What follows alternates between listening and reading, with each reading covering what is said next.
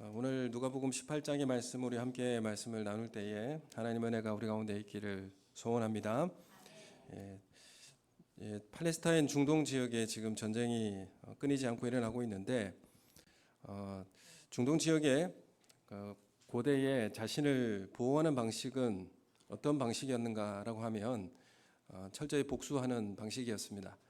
광활한 광야에서 양을 치고 있다가 강도의 때를 만나거나 그렇게 해코지를 당하게 되면 그 당시에 고대 시간 그 시기에 나에게 뭐 경찰을 보내줄 수도 없고 군대가 지켜줄 수도 없으니까 나를 지키는 최선의 방식은 그 사람을 끝까지 추적해서 보복하는 것이었습니다. 그래서 나를 건드리지 못하도록 하는 방식이 자신을 지키는 최선의 방식이었습니다. 그래서 지금도 팔레스타인 사람들은 자신을 보호하는 방식으로 철저히 복수를 하게 되죠. 그래서 미사일을 하나 보내면 그 똑같이 응징을 하게 됩니다. 지금도 그런 방식으로 자신을 지키는 그런 모습을 보게 됩니다. 우리가 드라마나 영화를 통해서 볼 때도 복수라고 하는 주제는 참 우리를 관심을 끌게 하고 또 우리를 대리만족해 하는 그런 내용들이 있습니다. 중국 무협 영화에도 항상 등장하는 것이 복수입니다. 어떻게 하면 아버지의 원수를 갚는가, 이런 문제가 항상 등장하는 거죠. 그래서 드라마에도 보면 가난하고 억울하게 살고 힘들게 살다가 나중에 성공해서 보란 듯이 대갚아 주는 것, 이런 것들을 바라보면서 우리는 대리만족을 하게 되기도 하고 그렇습니다. 그래서 그런데 하나님의 백성이 억울하고 억압받는 상황에서 하나님은 구원자를 보내주시고 이 불합리한 사회를 만든 이 원수를 심판하고 개혁하는 것, 이게 하나님께서 우리가 이제 바라는 그런 메시아상이지 않는가 이렇게 생각되어지죠. 하나님께서 나의 억울함을 좀 풀어주고 원수를 좀 갚아주면 좋겠다. 그게 우리가 생각하는 그런 모습입니다. 그 당시에 지금 예수님께서 이 땅에 공생의 기간에 살아가실 때에 이스라엘은 어떤 메시아를 그러면 원하고 있었을까? 그때에 그 이스라엘 백성들은 어떤 메시아를 원하고 있었을까라고 할 때에 그 이스라엘의 역사적 상황을 좀 바라보면 됩니다. 이스라엘이 과거 이제 바벨론의 침공을 당했죠. 바벨론의 침공을 받아서 이스라엘이 완전히 멸망하게 됩니다. 성전도 파괴되고 사람들은 다 포로로 잡혀가서 바벨론을 통해서 완전히 국권을 잃어버리고 다 망하게 되죠. 멸망하게 됐습니다. 그 이래로 페르시아 제국의 지배를 받게 되고 또 헬라 제국의 지배를 받고 헬라 제국이 나뉘어져서 프톨레마이오스 왕조로 지배를 받고 그 이후에는 셀루쿠스 왕조의 식민 지배를 받아 오게 됩니다. 그래서 그 이스라엘은 한 430년 동안 계속 식민 지배 상태에 놓이게 되고 고통받게 됩니다. 마지막 셀루쿠스 왕조 때에 안티오쿠스 4세 왕이 유대인들을 굉장히 억압하고 압제합니다. 안식일 지키지 못하게 하고 율법도 지키지 못하게 하고 그리고 성전에 돼지피를 뿌리고 이런 일들을 하게 됩니다. 이런 문제 때문에 이스라엘 백성들이 봉기하며 일어나게 되죠. 그래서 이스라엘 백성들이 전쟁을 이제 치르게 되는데 이 일을 통하여서 이스라엘이 잠깐 독립을 하게 됩니다. 그게 마카비 혁명이 있었고요. 마카비 혁명을 통해서 이스라엘이 셀루쿠스 왕조의 지배를 받다가 잠깐 80년 동안 독립국가의 자유를 누리게 되었습니다. 그런데 80년 동안 누리는 이 자유도 얼마 가지 못했습니다. 그 내부적으로 바리새인과 사두개인들과 이런 내부적인 다툼으로 인해서 누구를 끌어들이냐 하면 로마를 끌어들입니다. 로마를 끌어들이다 보니까 결국 로마가 이스라엘을 지배하게 되는 거죠. 그래서 로마의 지배에 또 들어가게 됩니다. 그래서 주전 63년에 로마의 통치 아래 들어가게 되죠.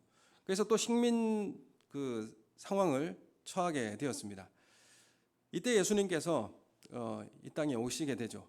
그러면 로마 지배하에 한 90년 정도 지난 그 시점에 지금 이스라엘은 구원한 하나님의 메시아를 그렇게 대망하고 바라고 있었습니다. 그때 예수님께서 오셨는데 그러면 지금 이스라엘이 그토록 원하는 메시아는 어떤 메시아를 원했을까요? 그 상태에서 이스라엘 백성들이 원하는 메시아, 우리의 원수를 갚아주시고 또 이 상황에서 로마의 지배에서 독립을 가져다 줄, 그래서 우리 원수를 갚아주시고 우리가 정말 보란 듯이 살아갈 수 있는 그런 국가를 완성해 줄 그 메시아를 기다리지 않았겠습니까? 근데 예수님께서 이 땅에 계실 때에 이스라엘 사람들이 강력하게 원하는 그 메시아상, 억울한 상황에 처해 있는 자신들을 그 원수를 갚아주고, 그 원수가 누구겠습니까? 로마 제국이겠죠. 로마 제국의 원수를 갚아주고 독립국가로 만들어줄 이 강력한 군사적 메시아, 이걸 정말 갈망하고 대망하고 원했습니다. 그런데 예수님이 오셔서 이스라엘이 바라던 그런 대역전극을 만들어내셨습니까? 그렇지 않으셨죠. 그러니까 이스라엘이 원하는 것은 원수 갚아주고 정말 우리를 보란듯이 그런 국가로 만들어주는 걸 원했습니다. 여러분, 우리도 원하는 것이 무엇입니까?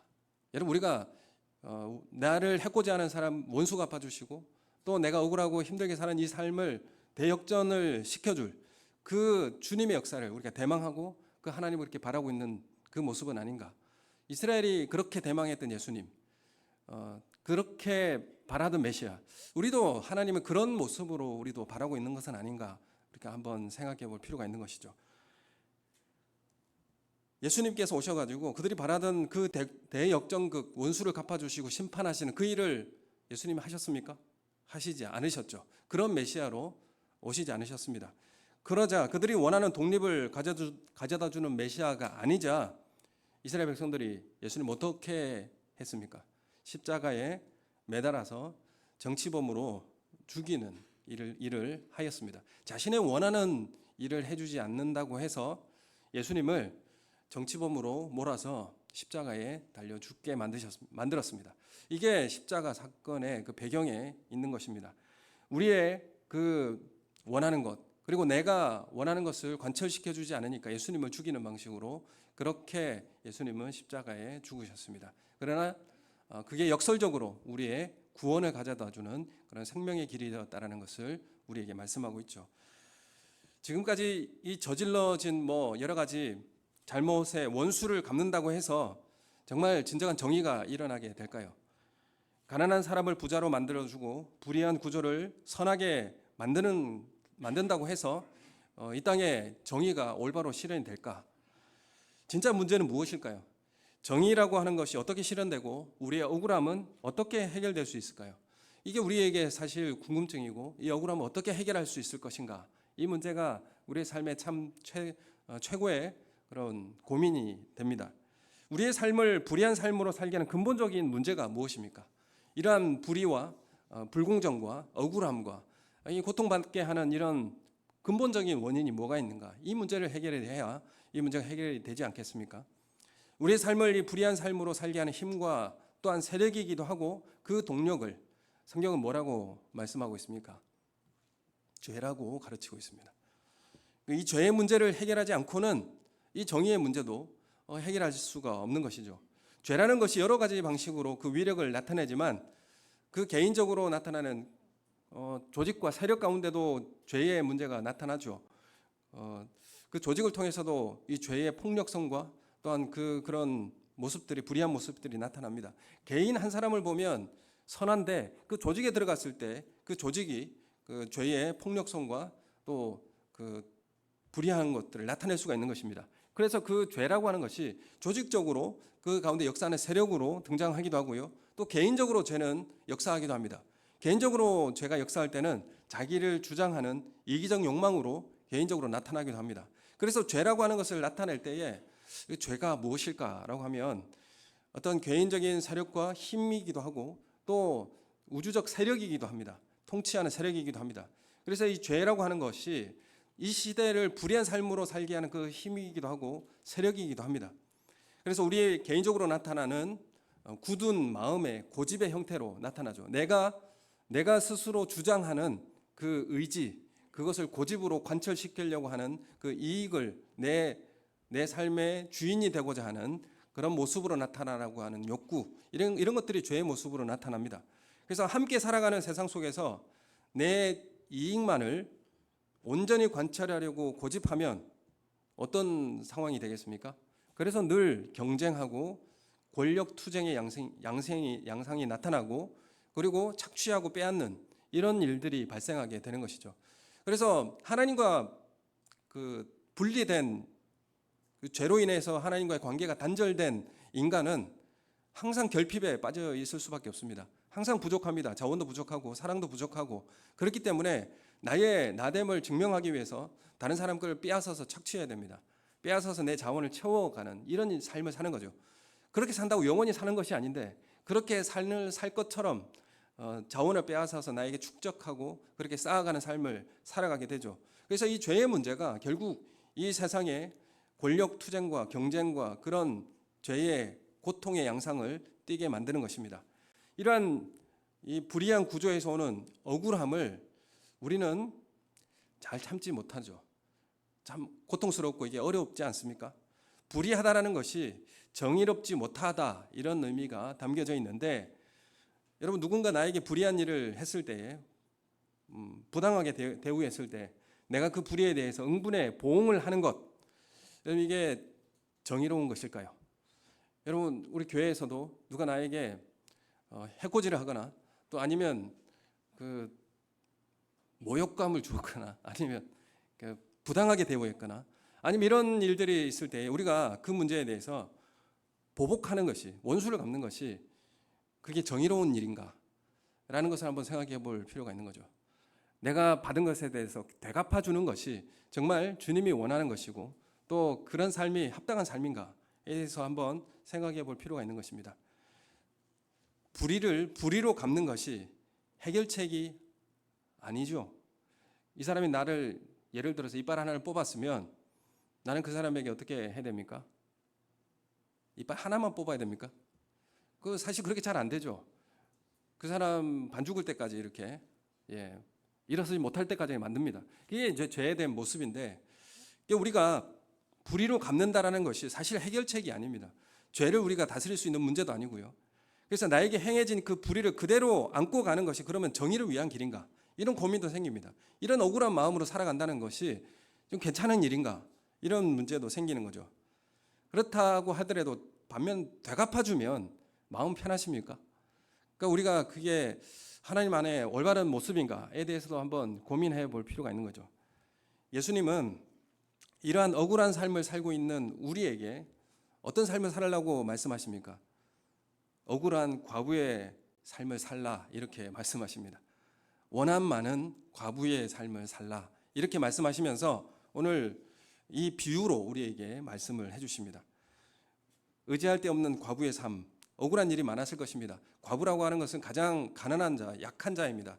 그런데 아마 재판장에게 나왔다라고 하면 아마 돈 문제 또 이런 문제에 변제하지 못해서 나오는 그런 어려움이었을 거라고 여겨집니다. 사회에서 가장 약자를 가리킬 때 당시에 누구를 가리킵니까? 과부, 고아, 나그네입니다. 그 나그네는 누구냐 하면 다른 민족에서 들어온 이민자를 이야기하죠. 우리가 이번 미국에 가서 쇠사슬로 묶여가지고 추방당했는데 그 나그네가 겪는 어려움입니다. 그래서 이 땅에 살아가는 사람들의 가장 약자라고 할 때에 고아와 과부와 나그네 이렇게 말씀드릴 수 있죠. 그래서 이 가장 연약한 자인 과부가 재판장에게 나와서 자신의 원한을 풀어달라고 간청합니다. 그런데 이 재판장이 어떤 재판장이냐고 소개를 하게 되면 하나님도 두려워하지 않고 사람도 무시하는 사람입니다. 아주 못된 재판장이죠. 하나님도 두려워하지 않아요. 근데 이 사람 앞에 이 억울한 과부가 나와서 항상 이 문제를 해결해 달라고 청하는데 당연히 이 재판장이 들어주겠습니까? 안 들어주겠죠. 과부의 청원을 무시합니다. 하지만 과부는 낙심하지 않고 재판장에게 호소하기를 멈추지 않습니다. 계속 찾아와서 귀찮게 하고 계속 이제 그 원한을 풀어달라고 소리 지르고 부르짖습니다. 그러자 결국 재판장이 도덕적인 의무감 때문이 아니라 자신의 번거로움, 귀찮으니까 해소하기 위해서 그 과부의 청을 들어주게 됩니다. 그러면서 7절, 8절에 이렇게 예수님께서 말씀하시죠. 7절, 8절 우리 함께 같이 읽겠습니다. 시작. 하물며 하나님께서 그 밤낮 부르짖는 택하신 자들의 원한을 풀어주지 아니하시겠느냐? 그들에게 오래 참으시겠느냐? 내가 너희에게 이르노니 속히 그 원한을 풀어주시리라. 그러나 인자가 올 때에 세상에서 믿음을 보겠느냐 하시니라. 아멘. 여기 보면 이 완전 불의한 나쁜 이 재판장도 이 억울한 과부의 청을 귀찮아서라도 들어준다. 그러면서 하물며 이렇게 이야기하죠. 재판장도 들어주는데 하물며라고 합니다. 하물며 하나님은 들어주지 않겠느냐. 하나님은 반드시 응답해 주시고 원한을 풀어주시겠다. 이렇게 말씀하는 겁니다. 하물며라고 하는 것은 하나님은 반드시 강한 부정은 강한 긍정으로 이야기하지 않습니까? 그러니까 불의한 재판장마저도 들어줬는데 온 우주에 공의롭고 공평하신 우주의 재판장이신 하나님은 우리의 이 간청을, 우리의 원한을 하나님 풀어주시지 않겠느냐. 속히 풀어주시리라. 그러니 항상 밤낮 부르짖어 하나님 앞에 기도하라. 이런 말씀이 담겨져 있는 것이죠. 그래서 이 죄를 우리가 우리의 삶에 이런 예수님이 원하시는 이 제자의 삶이라는 것이 무엇일까라고 할 때에 이 세상의 억울함을 품고 재판장에게 반복적으로 호소하는 이런 모습을 이야기하고 있는 것입니다. 과부처럼 스스로 원한을 풀 수 없는 사람이에요. 과부는 힘이 없고 약자이기 때문에 스스로의 원한을 풀 수 있는 방법이 없습니다. 복수할 수도 없어요. 힘이 없기 때문에. 그래서 스스로 원한을 풀 수 없는 존재인 과부처럼, 그래서 원한을 가진 이 과부처럼 복수하지 말고 선으로 악을 이기라는 주님의 말씀에 순종하기 때문에 억울한 과부라고 우리 제자들을, 예수님의 제자들을 이렇게 비유하신 것입니다. 우리는 억울한 과부의 모습으로 이 땅을 살아가라. 예수님 우리에게 이렇게 말씀하시는 거예요. 그래서 이런 삶을 어떻게 부르냐 하면 자발적인 과부의 삶이다. 이렇게 부르죠. 여러분 정말 억울한 과부의 모습으로 살아가십니까? 하나님 나라의 백성은 세상에서 당한 억울함을 풀기 위해 세상이 사용하는 그 악한 수단들에 의존하지 않습니다. 우리가 가진 돈이나 권력 혹은 다른 힘을 사용해서 우리의 억울함을 해소하기 위해 사용한다면 또 어떻게 되겠습니까? 또 다른 악을 낳게 되는 것이죠. 또 다른 불의를 낳게 되고 또 다른 죄를 양산하게 되는 것입니다. 돈이나 권력, 세속적 힘을 통해서 억울함을 푸는 것은 내가 당한 불의를 다른 사람에게 떠넘기는 그런 정의가 될 수밖에 없습니다. 이 억울함을 계속 떠넘기고 하면 그러면 이 억울함을 남에게 풀 수 없는 가장 최종착지가 누구에게 가겠습니까? 가장 연약한 자가 다 떠안게 되어 있습니다. 이 억울함을. 그래서 이 땅에 이런 억울함을 원수 갚는 모습으로 계속 풀게 되면 결국 그것을 해결할 수 없는 가장 연약한 자가 다 떠안게 되어 있습니다. 여러분 교회에서도 마찬가지죠. 똑같이 그렇게 하면 제일 연약한 자가 이 모든 억울함을 떠안게 되어 있습니다. 여러분 거기에서 중간에 우리가 이것을 차단해야 되지 않겠습니까? 그 약한 자에게 가지 않도록 우리가 차단하는 일을 해야 되죠. 어떻게 해야 됩니까? 그래서 우리는 악을 해결하기 위해 다른 악을 사용하지 않는 것입니다. 하나님 나라의 제자들의 방식은 그 억울함을 누구에게 맡깁니까? 내가 그 원수 갚는 것을 내가 해결하려고 하지 않는 거죠. 그 문제를 하나님의 심판에 맡기게 됩니다. 우리의 아버지를 향해 그들의 원한을 풀어주시도록 밤낮 부르짖는다. 이게 우리가 이 땅에서 살아가면서 살아가는 제자의 모습이라 이렇게 말씀드릴 수가 있습니다. 그래서 하나님의 자녀들은 밤낮 기도해야 할 것을 우리에게 당부하고 있는 것이죠.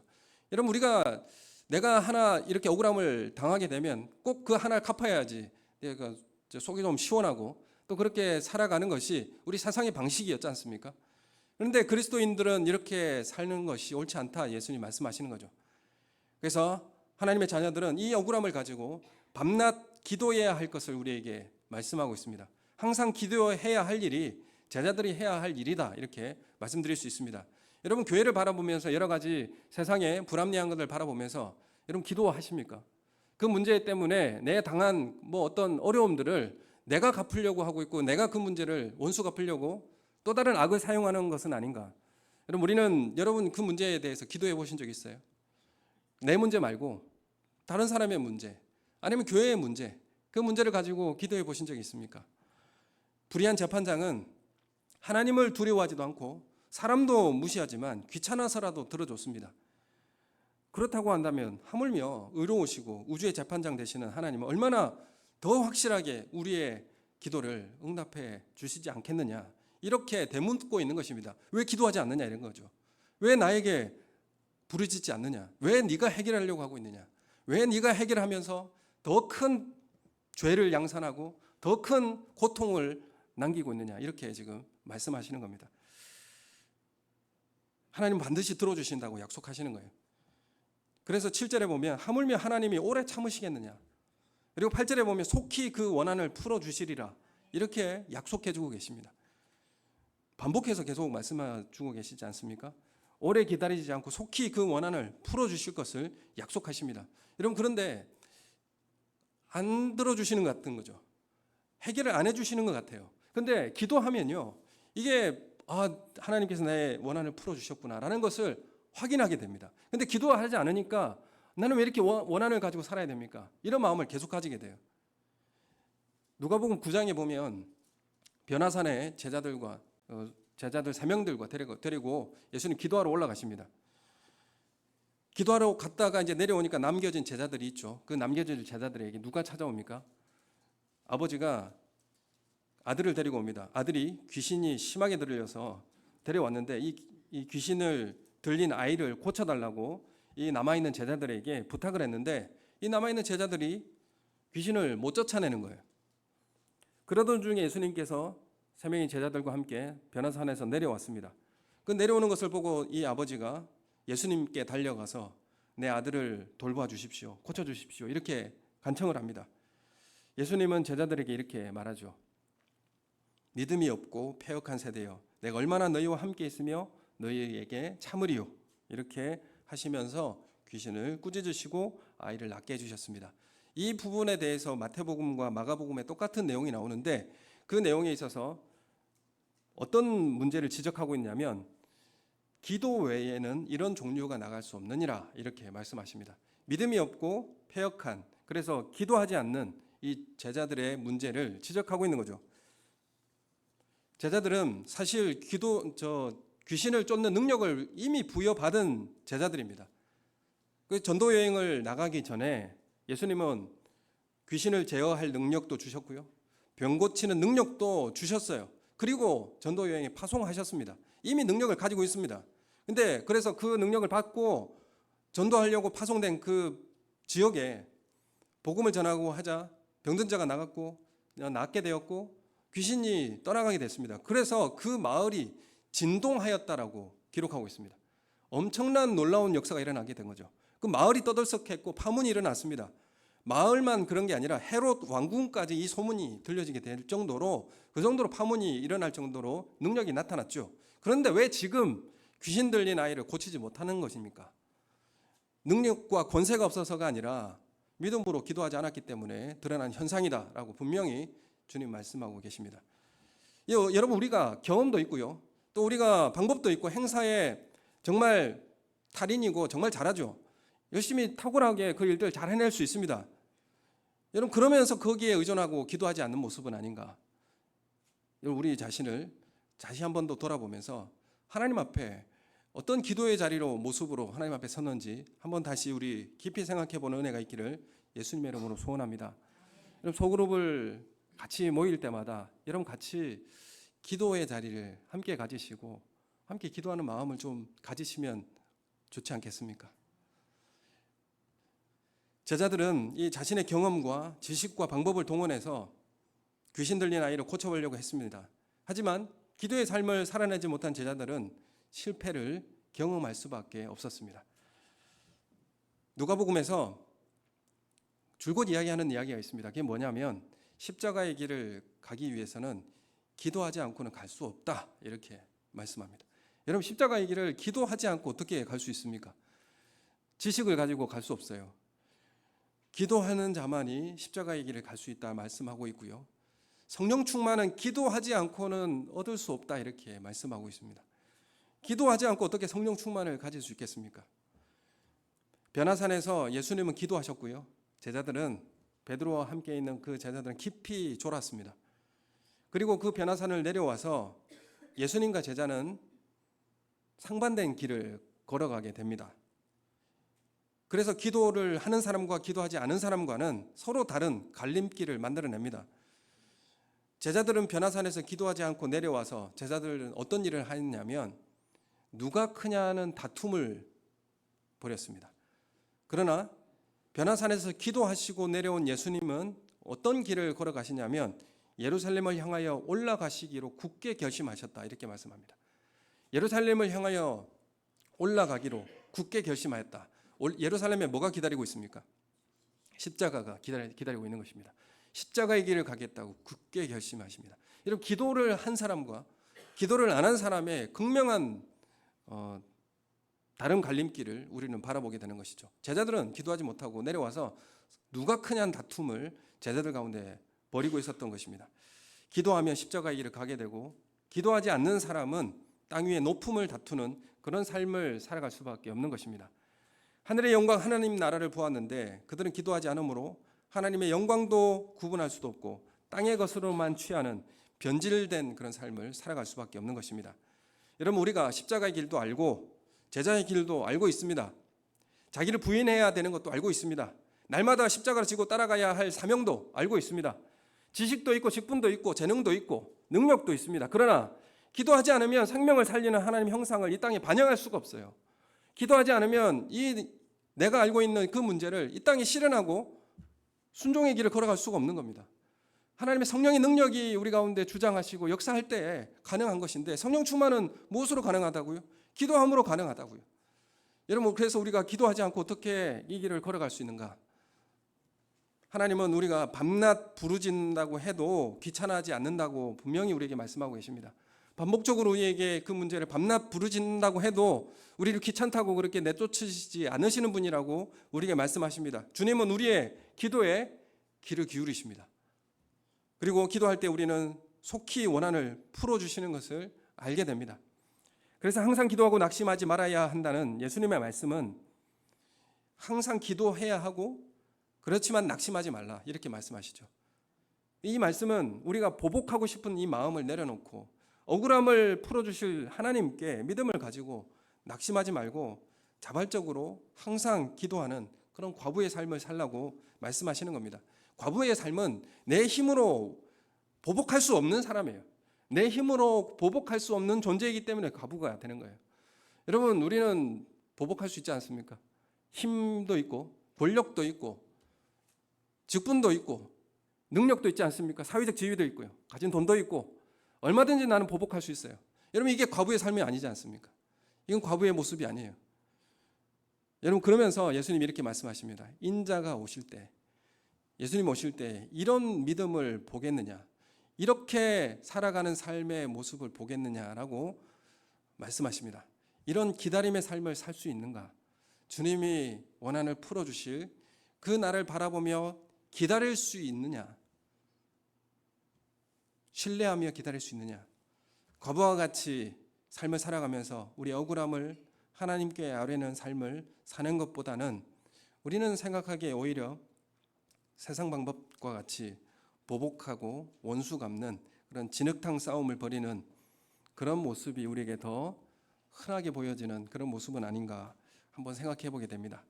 오늘 우리의 모습은 정말 억울한 과부의 모습을 하고 있습니까?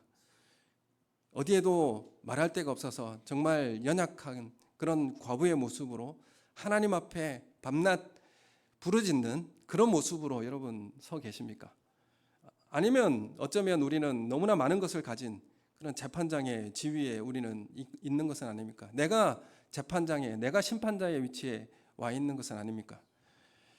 여러분, 원수 갚는 일은 본래 재판장의 권한이요, 재판장은 누구십니까? 하나님이십니다. 로마서 12장 19절에 이렇게 말씀하시죠. 내 사랑하는 자들아, 너희가 친히 원수를 갚지 말고 하나님의 진노하심에 맡기라. 기록되었을 때 원수 갚는 것이 내게 있으니 내가 갚으리라. 주께서 말씀하시니라. 이렇게 말씀합니다. 바울이 예수님의 말씀을 인용해서 지금 말씀하고 있는 것이죠. 여러분, 우리가 비판과 심판, 차별, 배제, 이걸 통한 내가 의로움을 갖겠다라고 하는 것은 그건 진정한 의로움이 아닙니다. 내가 심판하고 내가 비판하고 내가 차별하고 내가 배제해서 내가 의로워지게 되겠습니까? 내가 원수를 갚아서 보복한다고 내가 의로워지게 됩니까? 그렇지 않습니다. 바리새인들의 의가 바로 이런 의였습니다. 바리새인들의 의는 비교와 경쟁이었습니다. 자신들의 의인됨을 증명하기 위해서 누가 필요한 겁니까? 비판할 세리가 필요한 거죠.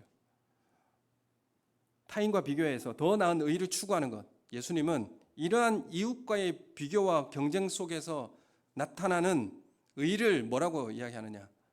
위선이라고 말씀합니다. 이런 건 위선이라고 말하고 있어요. 여러분, 제자의 삶은 어떤 삶인가? 마태복음 5장에 이렇게 말씀하십니다. 의에 줄이고 목마른 삶을 말씀하십니다. 의에 줄이고 목마른 삶. 여러분, 우리가 의에 줄이고 목마른 삶이라고 하는 것이 뭐냐라고 할 때에 정의를 위해 박해받는 삶으로 나타나게 됩니다. 여러분, 내가 그 문제를 보복하려고 하는 문제로 살아가지 않고 그 의에 대해서 목마름을 가지고 그 목마름을 하나님 앞에 부르짖는 모습으로 살아가는 것, 그게 의에 줄이고 목마른 자의 모습입니다. 그래서 예수님은 의를 위해 핍박받는 사람들에게 뭐라고 말씀하십니까? 의를 위하여 박해받는 자는 복이 있다. 천국이 그들의 것임이라, 이렇게 말씀하고 있습니다. 의에 줄이고 목마른 자, 그리고 의를 위하여 박해받는 자는 복이 있다. 천국이 그들의 것이다. 이렇게 예수님 말씀하십니다.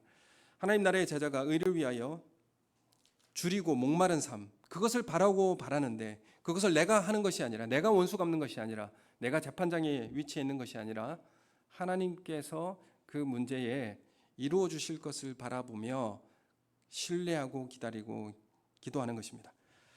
하나님이 정의를 세우고 세상을 바로잡는 방식은 어떤 방식이었습니까? 하나님께서 이 땅에 죄의 문제를 바로잡고 그리고 의를 실현하는 방식은, 우리의 의인됨을 칭하여 주시는 방식은 십자가에 자신을 내어주는 방식이었습니다.